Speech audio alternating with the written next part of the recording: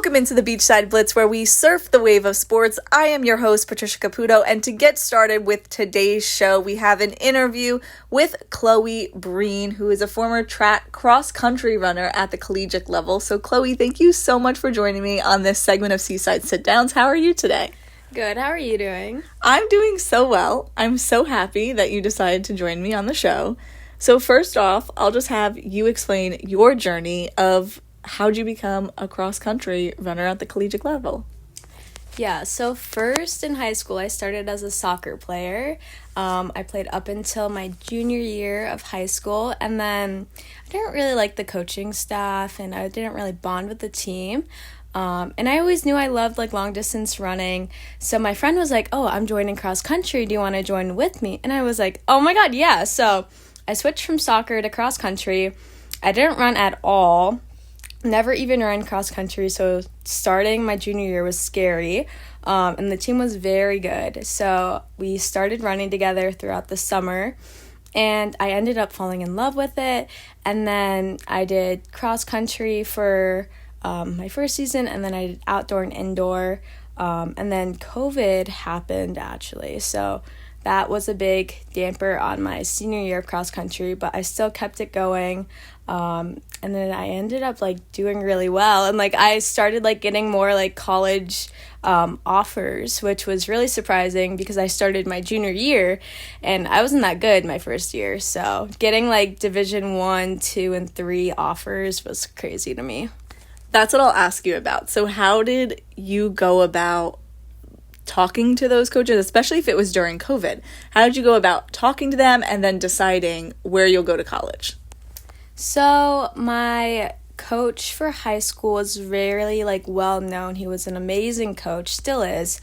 So he honestly helped me a ton talking to college coaches, and he prepared me for what to say. And then he actually got me in contact with my my college coach that I run with or used to run with.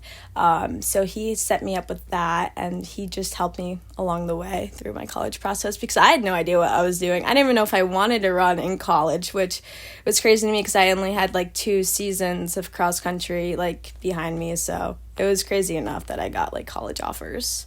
And when did you officially make that decision that you're going to go to college and run cross country? I think I started taking it seriously the end of my cross-country senior year because I placed pretty high in, my section and, counties, but we didn't have states because of COVID, so that was, I don't know if I'm good enough for, college level, but since I placed pretty high for sectionals, I just was okay, what's the worst that can happen? I'll just run for college, and then I committed in February of my senior year. And throughout that process, you were kind of saying with your coach and all of that, was there anything that you had to do outside of school to get that commitment? Was there any social media things or anything like that to promote yourself, or was it really just a coach talking to another coach and, in a sense, referring you? I think having a strong social media presence can definitely help with committing and looking for schools. As far as being a student, you can I feel if you look on social media and see teams team culture through that, and also I was DMing with a couple other coaches from different schools, so I think that helped as well. But yeah, having a strong social media presence I think can be helpful, but I also think just emailing coaches is also probably the best way of going about it, and looking at schools' websites, seeing what standards they have. And even if you don't make those standards, I still think it's good if you just reach out to the coaches, because what's the worst gonna happen? They don't respond, okay, go to a new school. Just keep talking and emailing all the schools you want to go to, even though you probably, or if you don't think you can get into it, still email them. So when you get to that, you graduate high school, you realize that you're going to college, what was the difference between the training aspect, if any at all, when it came to running collegiately? Yeah, so like I said before, my high school coach, he is an awesome coach, and he trained like he trained his athletes, and some of them actually went on to like the Olympics, so he's like used to high level training. And I also had another coach that just got out of college, and he took his college workouts and gave it to us, obviously like modified and stuff. But yeah, so I was like pretty much running like collegiate workouts. I had a strong training plan, so going into college from my high school, it was definitely more volume. No, my like long runs were longer. I wasn't doing like 10-mile long runs. I was doing like 12-mile long runs now. And honestly, it was just like the time commitment too, I thought was harder to balance, because I was doing harder classes, and then I was also like running in the morning, and then we were doing workout like lifting in the afternoons. So making sure like my class schedule fit my workout schedule was very hard too. But other than that, I felt like I was well prepared for going to collegiate running. And I'll ask about the balance, because when I went to LSU, it seemed that a lot of these athletes were just like, they were being told, this is what you'll do. Someone's planning it for them, so to speak. They know when they have practice, and someone else is planning their schedule. So how did it go with yourself having to plan your schedule around everything, kind of like you were talking about? Just elaborate on that. Yeah, so my coach knew that we had classes, throughout the day. So I think with our setup, we would have practices either at 6 a.m. or 7 a.m. and we would have lift at 7 p.m. So we would run in the morning, and then we would go to our classes throughout the day, and then we would lift at night. But if we had like a class conflict, we were always told school comes first, go to your class, and then make up whatever workout lift you have later. So even if we did have like an early 7 a.m., 8 a.m. class that we had to be there for, my coach was okay with that, and we would do that, and we would go out and run by ourselves. And like, he trusted us. Like, obviously, like, you want to do well, so you don't want to like miss a run or like a workout, so like we would all like do it. So yeah. And now your senior year specifically, so you've done some things like you've ran a career best time at the MAC Outdoor Track and Field Championship. Then in your third year, you aided with the women's 4x800 relay to finish first place in an invitational. But your last year, you were able to accomplish so much. So explain just accomplishing everything that you did in your senior year and how that panned out. Yeah, so a little background. I was actually injured for a lot of my 2 to 3 years. I had ankle surgery, back problems, and stress fractures throughout my college. So I was like running okay times like throughout my injuries, but then like when I finally got cleared and was like healthy enough to like finally compete, that was my senior year. So honestly, just like being healthy helped me so much, like just like being able to like get my PRs, do all the workouts, and then being able to lift and like actually like run with my team. So I was doing a lot of cross training and biking and swimming and not running. So just being able to like be consistent with my running helped me achieve those PRs and help me, become like a faster runner, Mm-hmm. How did you go about that mentally when you're hurt year after year, just trying to overcome injury? Did that affect you at all? Oh, 100%. I was actually told by doctors that I would never run again, that I would never be able to compete at like a college level. I was told that by like 3 to 4 doctors, and I don't like being told no. So I did everything I could to make sure I was healthy and to be able to run, because I love being active, and if I couldn't run or like do the things I love, I couldn't do like hikes, I couldn't run, I couldn't go on walks. I want to like do all my I want to do everything. So I would go to physical therapy probably twice a day, sometimes 3 times a day, and I would do everything I could to be healthy and to get stronger. I had setbacks. I had a lot of setbacks, but I think that's what made me stronger, and I am so grateful that I had coaches that I was able to talk to, throughout all my injuries, and they understood and they let me take the time I needed to get healthy. So I think having a strong communication between you and your coaches, and then also like the trainers, is what really helped my mental health. And with the team aspect, was the team rallying behind you the whole time? What were they saying to you to keep you motivated during those times? Oh, yeah. So actually my sophomore year when I was injured, I had a stress fracture. And I also was going through like ankle surgery and stuff. So there was a couple of us already injured. So we were a really close-knit pact because we would do biking workouts, swimming workouts. Like we went through thick and thin through that whole season, just like cross-training. And then when I first started like running and competing, everyone was like ecstatic that I was just like able to run. And then for them to like see me like go from like, I don't know, like I was in a boot for probably like my whole like 3 years of like 2 to 3 years of running. So for them to like see me like get out of the boot finally and like actually running, I think they were like very happy for me, and they knew like how hard I worked for it. So yeah, they were all like ecstatic that I could be able to run again.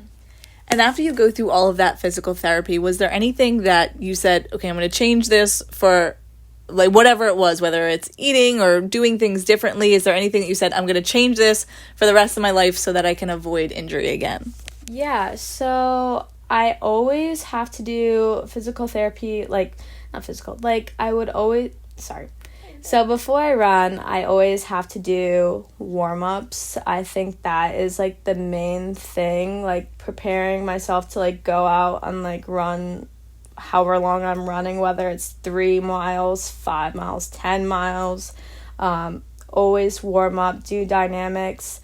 And then also I'm not so much good at it now, but like I try to stretch as much as I can afterwards. And also like, do at least like 5 minutes of core, just to keep like my muscles like strong and lifting as much as I can now. Now that I'm here, it's a little bit harder. But I would say like when I was in school, I got into lifting a lot. Yeah, Chloe is in Cape May for the summer, working and all of that. So I see you running a lot. So I was like every time. So what's like the typical, are you like still run 7 a.m. or is it whenever you have the free time? So definitely not 7 a.m. So I either work 7 to 3 or 3 to 11. So if I work 7 to 3, I'll run in the afternoon. And that's honestly my favorite because the sun's down and it's not as hot. But however, if I work 3 to 11, I I run at like the high noon, like 12, which is so bad because it's so hot. But I feel like it makes me stronger and I feel better after I'm done with the run, even though it hurts so much more. But because I don't know, I sweat so much when I run, so it's gross. But I don't know, I feel better if I run before work than after work. Yeah, I agree. I ran today and it was 6 a.m. and I was sweating already. The sun was already out and I was like, I don't think I'm gonna make it. But I don't have a lot of experience running, but I did have a jogging class this semester and we had to run a 5K for our final in 35 minutes. But I see that you ran it in like 19 minutes and 30 seconds, or 22 seconds to be exact. So what goes into that? Like, talk about the plan, the building up. I know that you did it in college, but fastest time for you, what goes into doing that? Yeah, so that was my cross-country year for senior. So that was like when I was like getting back into shape for cross-country. So we would do a lot of like workouts that were like tempo. It's called like, I'd say probably like 4 miles of like tempo, and then like, you know, you have your warm-up and your cool down. And also we would do like 400 repeats. I remember this one workout we did was like 20 by 400s at like a 5K effort. So that I think helped a lot, and also like lifting too to make like your muscles stronger. So like you don't get injured like I did. But yeah, so I'd say like just like being consistent is a big part of it. I think every mile counts, and taking your easy days easy, and like being able to like nail your workouts is like like one of the most important things you can do, because you're not gonna like PR every time you run, like if you're doing an easy run, just keep it like low effort and just like do like your maintenance miles. And like I think that's what really helped me, like just being able to like go out for like a nice like 45-minute run, just like chill, and then that helped me be prepared for like the workouts the next day. And I know when I had to run my 5K, which I was like, this is impossible, because I'm not a big runner, but for you it's nothing. But I'm like, okay, I got to get my yogurt, I got to get my bananas, the electrolytes in. I was in the Louisiana heat, so I'm like, okay, preparing. So before a run, when you know that you have a meet coming up, what are you doing eating-wise, or even just drinking water? Like, how much water are you drinking to prepare, if any at all? I know some college students are like, I don't do anything, and they're fine. But is there anything specific that you do? So before race, I have like my pre-race rituals,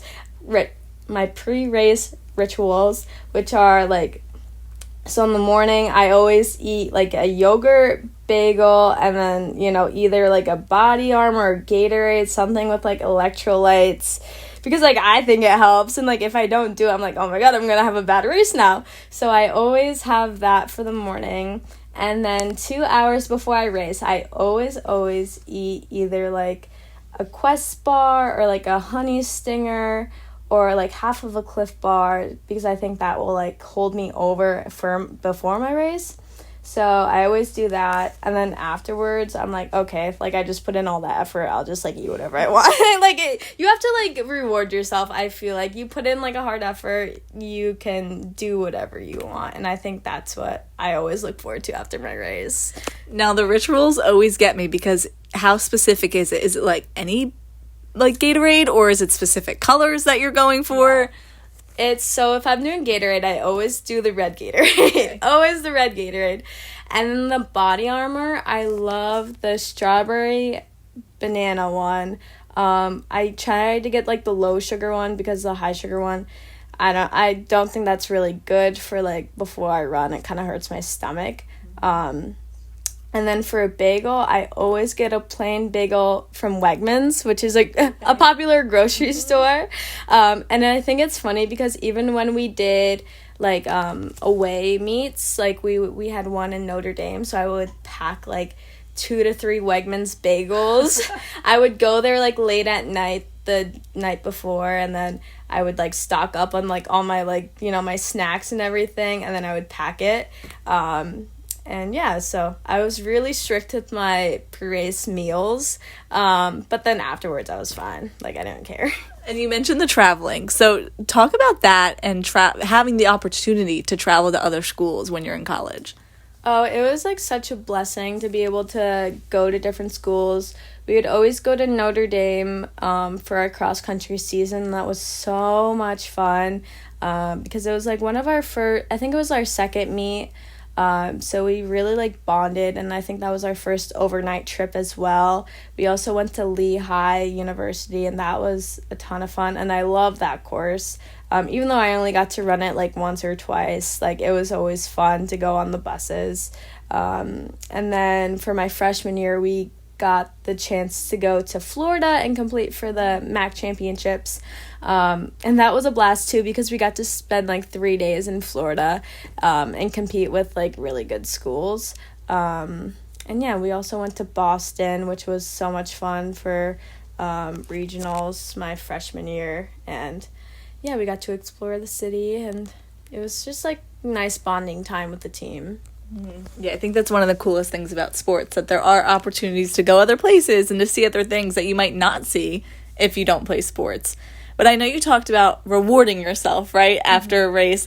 The next day, with the trainers and the facility, what are you doing to kind of rehabilitate your body? Or what are the trainers suggesting, at least? Yeah, so my senior year, I really had to learn what's best for me and what's best for my body. So after I raced, I So it was kind of difficult because we would mostly race on Saturdays and then long runs were Sundays.